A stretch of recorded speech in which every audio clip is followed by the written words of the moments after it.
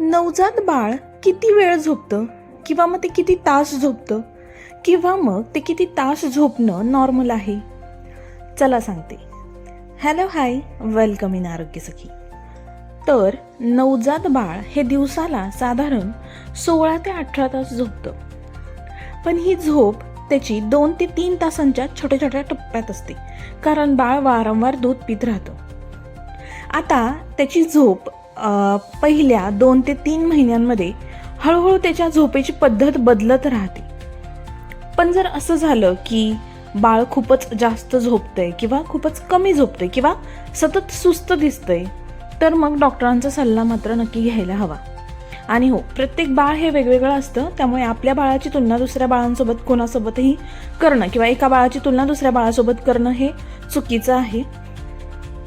चला तर मग बाळाच्या, आईच्या आणि बाळाच्या आरोग्यासाठी आरोग्य सखीला फॉलो करा. व्हिडिओ आवडली असेल तर व्हिडिओला लाईक, शेअर, चॅनलला सबस्क्राईब नक्की करा. भेटू नेक्स्ट व्हिडिओमध्ये. तोपर्यंत बाय, टेक केअर.